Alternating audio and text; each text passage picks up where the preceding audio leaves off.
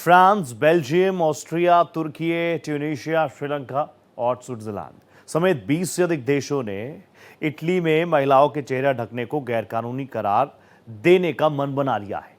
Italy की Giorgia Meloni सरकार सार्वजनिक जगहों पर बुर्का पहनने पर बैन लगाने की तैयारियों में है और अगर किसी ने इसका उल्लंघन किया तो उस पर भारी जुर्माना होगा। इटली की सत्तारूढ़ ब्रदर ऑफ इटली पार्टी ने पब्लिक प्लेस पर बुर्के और नकाब पर बैन लगाने के लिए एक बिल पेश किया। यह बिल एक बड़े बिल का हिस्सा है जिसका उद्देश्य इस्लाम से जुड़े सांस्कृतिक अलगाववाद का मुकाबला करना है। मेलोनी सरकार का कहना है कि धार्मिक मान्यताएं अलग बात है, लेकिन पब्लिक स्पेस पर ऐसा करना सांस्कृतिक अलगाव ला रहा है। इटली की प्रधानमंत्री जॉर्जिया मेलोनी खुद इस्लामिक कट्टरपंथ की विरोधी रही हैं। यहां तक कि ये देश यूरोप में दक्षिणपंथी समूहों के प्रतिनिधि के तौर पर उभर रहा है। आस्था, संस्कृति, अधिकार।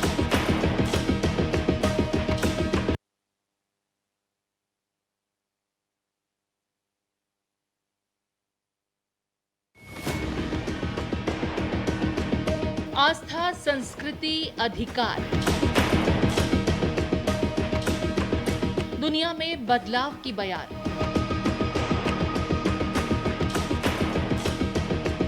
बुर्के पर बैन की तेज रफ्तार।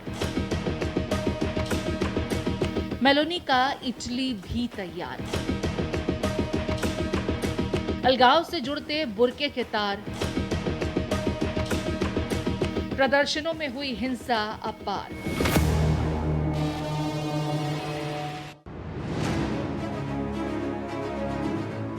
महबूबा आतंकियों को बुलडोजर से बचाने की कोशिश में जुटी है, लेकिन एक महिला नेता ऐसी भी है जो कट्टरपंथ के खिलाफ कानूनी बुलडोजर चला रही है।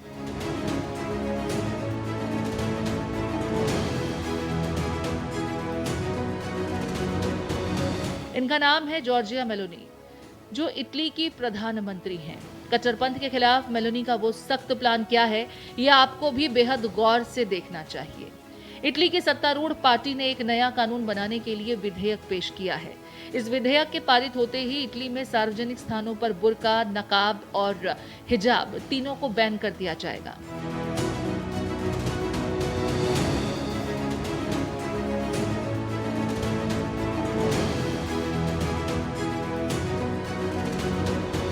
ये बैन दफ्तर, कॉलेज और दुकानों जैसी जगह पर लागू होगा और बैन का उल्लंघन करने पर 30,000 से लेकर 3 लाख रुपए तक का जुर्माना लगाया जाएगा।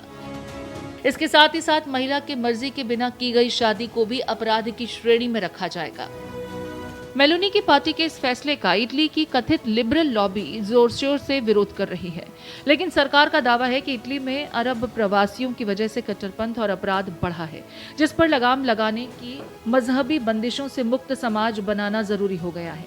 इटली में कट्टरपंथ विरोधी भावना कई सालों से पनप रही थी, लेकिन गाजा युद्ध के दरमियान जो प्रो फिलिस्तीन प्रदर्शन हुए, उन्होंने कट्टरपंथ के खिलाफ धड़े को सक्रिय होने पर मजबूर कर दिया।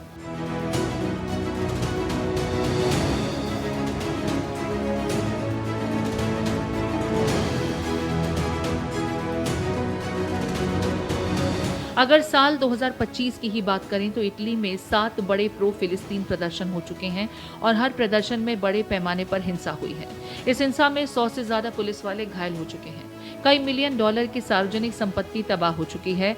और तो और 2 प्रदर्शनों के दरमियान इटली के बहुसंख्यक ईसाई समाज से जुड़े धर्मस्थलों को भी नुकसान पहुंचाया गया था।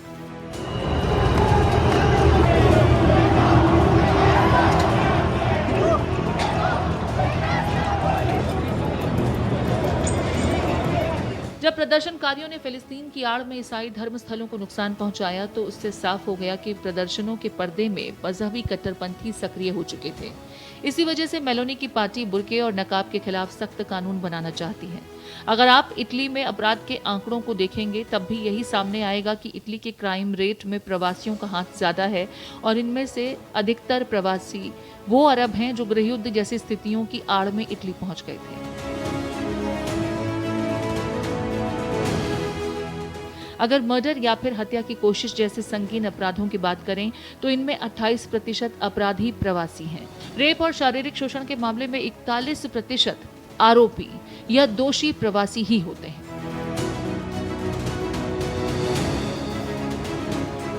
चोरी के मामलों में 49% दोषी इटली के मूल निवासी नहीं होते।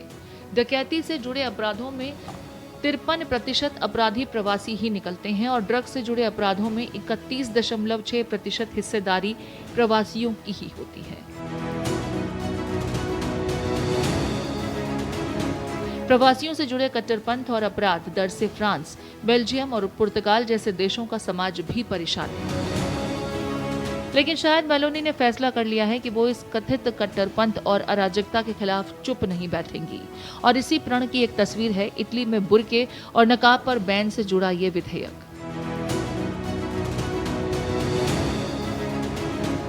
बता दें, फ्रांस 2011 में पहला यूरोपीय देश था जिसने बुर्के पर सार्वजनिक रूप से पूर्ण प्रतिबंध लगाया।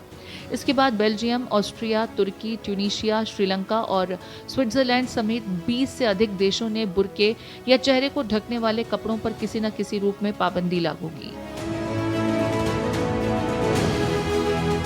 यूरोपीय मानवाधिकार न्यायालय ने भी इन प्रतिबंधों को जायज ठहराया। अदालत ने कहा कि राज्य समाज में एक साथ रहने की भावना को बनाए रखने के लिए ऐसे प्रतिबंध लगा सकता है। बता दें, इटली के कुछ उत्तरी इलाकों में पहले से ही ऐसी पाबंदियां हैं जहां 2015 से सरकारी इमारतों और अस्पतालों में चेहरा ढककर प्रवेश पर रोक है। इटली का नया बिल सिर्फ चेहरा ढकने वाले कपड़ों तक सीमित नहीं है। इसमें उन धार्मिक संगठनों पर भी निगरानी की बात कही गई है जो इटली की सरकार के साथ औपचारिक समझौते में नहीं है। फिलहाल इस्लाम को इटली में वैधानिक मान्यता प्राप्त नहीं है, जबकि 13 दूसरे धर्मों के पास ये अधिकार है।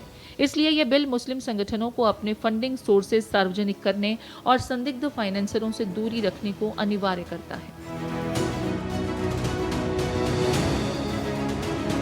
इस बिल की प्रस्तावना में यह भी कहा गया है कि इस्लामिक कट्टरवाद का प्रसार स्पष्ट रूप से इस्लामिक आतंकवाद की जड़ों को मजबूत करने के लिए होता है। लिहाजा बिल में धार्मिक उग्रवाद और धर्म के आधार पर घृणा से निपटने की जरूरत पर भी जोर दिया गया है। इसके साथ ही ये कानून वर्जिनिटी टेस्ट कराने वालों पर सजा का प्रावधान लाता है और जबरन धार्मिक विवाहों में धार्मिक दबाव को अपराध की श्रेणी में लाता है। फिलहाल इटली के सत्तारूढ़ गठबंधन सरकार के पास संसद में बहुमत है, इसलिए इस बिल के पारित होने की संभावना बेहद मजबूत है। हालांकि सरकार ने अभी इस पर बहस की तारीख तय नहीं की है। जहां एक तरफ इटली में बुर्के और नकाब पर बैन लगाया जा रहा है, वहीं दूसरी तरफ जिस देश ताजिकिस्तान में 90% मुसलमान रहते हैं, वहां पर भी बुर्के और हिजाब पर बैन लगाया जा चुका है। साल 2024 में ताजिकिस्तान की सरकार ने हिजाब पहनने पर आधिकारिक रूप से प्रतिबंध लगा दिया था। दरअसल राष्ट्रपति रहमान का मानना था कि हिजाब ताजिक संस्कृति का हिस्सा नहीं है, इसलिए इसको बैन किया गया।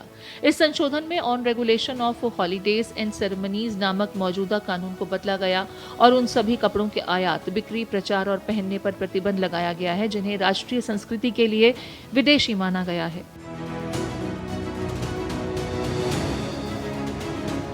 हिजाब पर प्रतिबंध राष्ट्रपति रहमान के उन कई कदमों में से एक है जिनके जरिए वो ताजिक संस्कृति को बढ़ावा देना और सार्वजनिक रूप से धर्म के प्रदर्शन को कम करना चाहते हैं।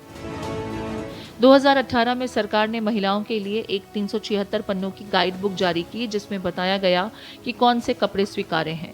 इनमें रंग बिरंगे स्कार्फ को सिर से पीछे बांधना पारंपरिक रूप से स्वीकार्य बताया गया, लेकिन चेहरे और गले को ढकने पर रोक लगाई गई। काले कपड़ों पर भी रोक है और अंतिम संस्कार में नीले परिधान और सफेद स्कार्फ की सिफारिश की गई है। Bureau report, Bharat express.